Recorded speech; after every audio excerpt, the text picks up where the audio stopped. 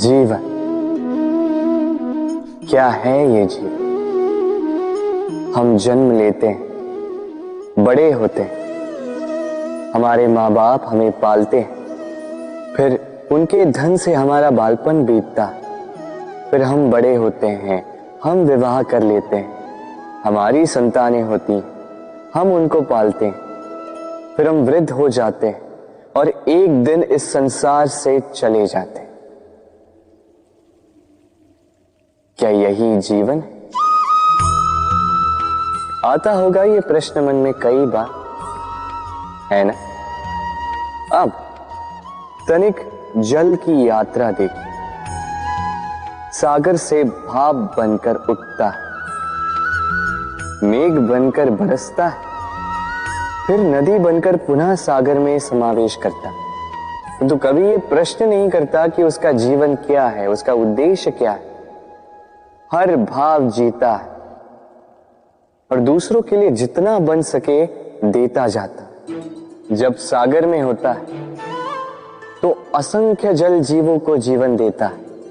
जब सागर से भाप बनकर मेघ बनता है तो किसानों को आशा देता है कि फसल पुनः उपजेगी।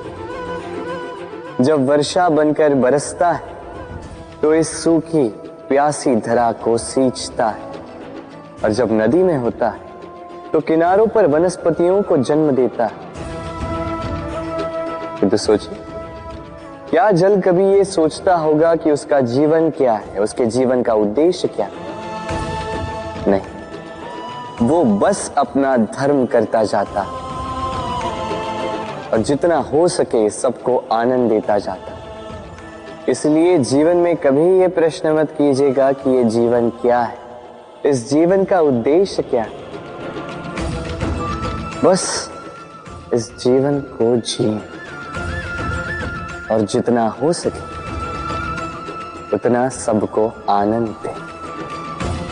मन प्रसन्न होकर बोलेगा राधे राधे। कभी वर्षा के कारण बने कीचड़ से होकर आप अपने घर गए? पादुका पहनने के कारण आप उस कीचड़ से तो बच जाते, किंतु उन पादुकाओं द्वारा उड़ने वाली कीचड़ की बूंदें आपके वस्त्रों को मैला कर ही देती।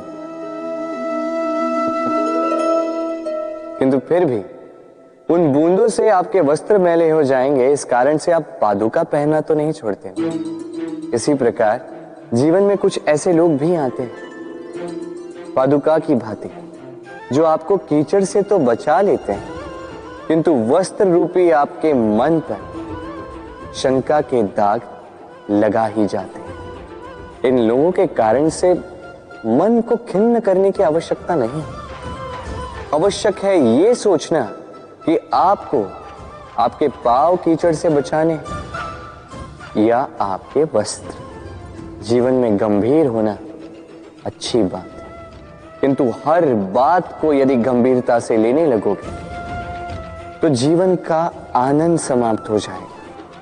ये संसार अनित्य है, यहां पे ऐसा कुछ भी नहीं जो सदा के लिए जीवित रहेगा। तो जब तक ये जीवन है, संतोष और आनंद से जिए। स्वयं पर छिटकने वाले कीचड़ पर ध्यान ना दें, बस आनंद बांटते रहें। मन प्रसन्न होकर बोले राधे राधे। व्यक्ति को जब अपने प्रेम को खो देने का भय होता है तो वो अपने प्रेम को इतने कस के पकड़ कर रखता है कि प्रेम को ही पीड़ा होने लगती है। प्रेम पा तो लेता है, किंतु उसे कैसे सहेजना है ये जब उसे नहीं समझ आता, तब वो उस प्रेम पर स्वामित्व पाने का प्रयास करता है और यहीं जन्म लेती है असुरक्षा की ये भावना, ईर्ष्या। जब एक लंबे वियोग के पश्चात दो प्रेमी एक दूसरे से पुनः मिलते हैं तो सबसे पहला भाव जो उनके मन में आता है वो ये कि कैसे एक क्षण के लिए भी अपने प्रेमी को स्वयं से दूर न जाने दो। कैसे अपने जीवन का एक एक क्षण अपने प्रेमी के साथ बिता। प्रयास ये रहता है दाऊ, इन दो प्रेमियों के मध्य में कोई भी ना आ पाए, और जब ये नहीं हो पाता तब जागती है ईर्ष्या। परीक्षा एक ऐसी व्यवस्था जिससे मुझे, आपको, सबको कहीं ना कहीं दो चार होना ही पड़ता है। स्मरण कीजिए अपना बालपन। आप परीक्षा देने बैठे हैं। अब कुछ बालक ऐसे होते हैं जो वर्ष भर परिश्रम करते हैं, पढ़ते हैं, मन से परीक्षा देते हैं।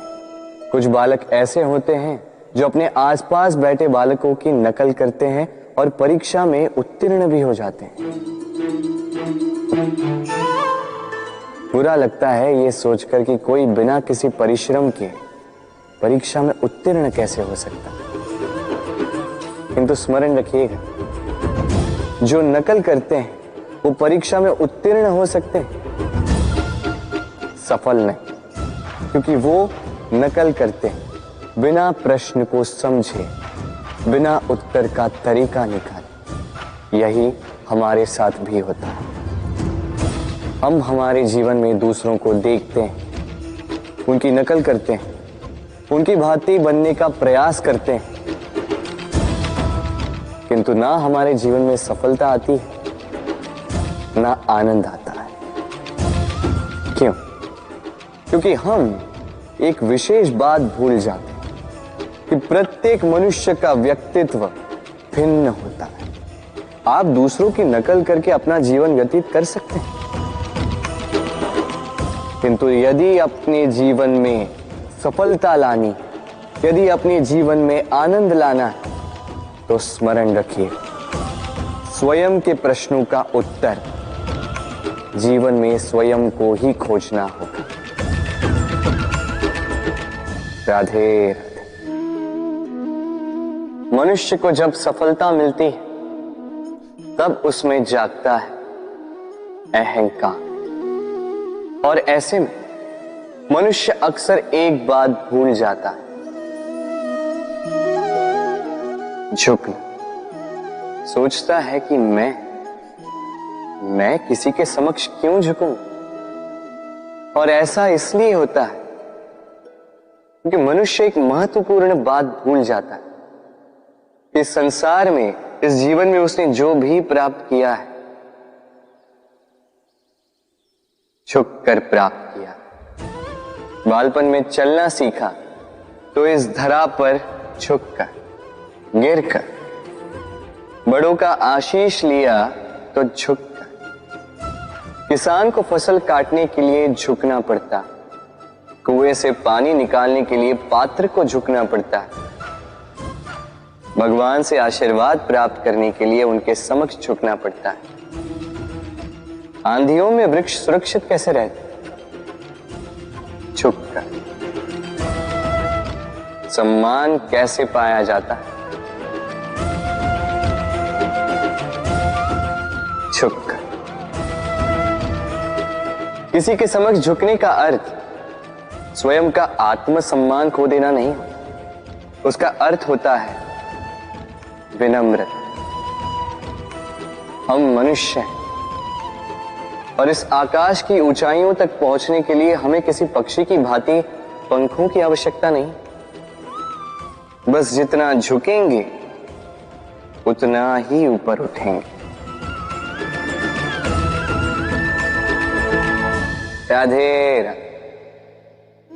आप इस संसार में ऐसे कई लोगों को जानते होंगे जिन्हें आप स्वार्थी मानते हैं, जो आवश्यकता पड़ने पर ही आपको स्मरण करते हैं, अन्यथा वर्षों तक कहीं दिखाई भी नहीं देते।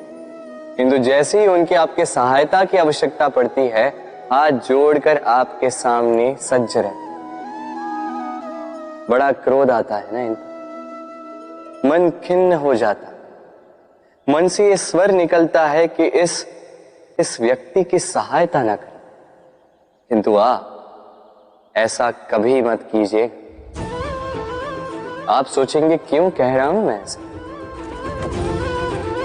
स्मरण रखिएगा, दीपक का स्मरण व्यक्ति केवल तभी करता है जब अंधकार गहरा हो जाता है। उसे स्वार्थी मानकर स्वयं व्याकुल ना हो, स्वयं को दीपक मानकर आनंदित होइए। भाग्यवान समझिए खुद को कि किसी को आवश्यकता पड़ने पर आपकी याद आए, कि आप इस संसार में किसी की सहायता करने योग्य हैं। इस जीवन में किसी के स्वार्थी होने से स्वयं का दृष्टिकोण न बदले। बस ये दृष्टि रखिए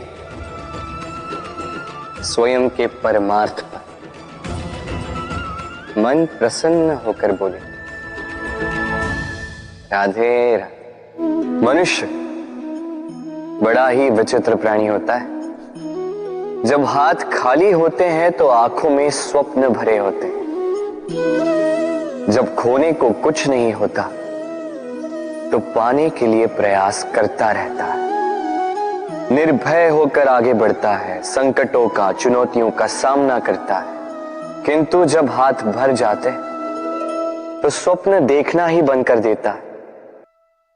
जो पा लिया उसे खो ना दे, इस भय से संकटों का, चुनौतियों का सामना करना बंद कर देता है। उस राह को ही छोड़ देता है जिस पर चलकर उसने सफलता पाई थी। ये अनुचित है। जीवन में कोई भी परिस्थिति हो, कैसी भी अवस्था, चुनौतियों को स्वीकार कीजिए, क्योंकि यदि आप चुनौतियां स्वीकार करोगे तभी आप इस संसार को कुछ देने योग्य बनोगे। यदि सफल रहे तो इस संसार को एक सक्षम नेतृत्व देंगे। यदि असफल रहे तो एक सीख कि क्या नहीं करना चाहिए। तो जीवन में चुनौतियों को चुनें, चिंताओं को नहीं। राधे राधे। हमारा शरीर प्रकृति की सर्वोत्तम रचना है। जो अंग, जो तत्व हमें मिले, उन सब का अपना अपना एक संदेश है।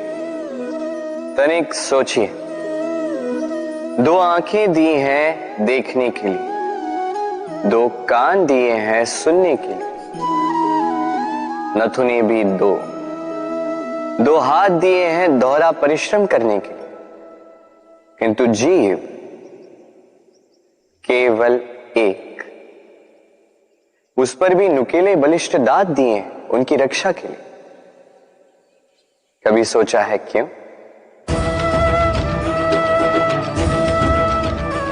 क्योंकि शब्द और शब्दों का उपयोग मनुष्य का सबसे बड़ा शस्त्र है, जिसका उपयोग जितना सोच समझकर किया जाए, मनुष्य जीवन में उतना ही ऊपर उठता है। तो समझे ना? देखो, सुनो, समझो अधिक, बोलो कम। राधे राधे।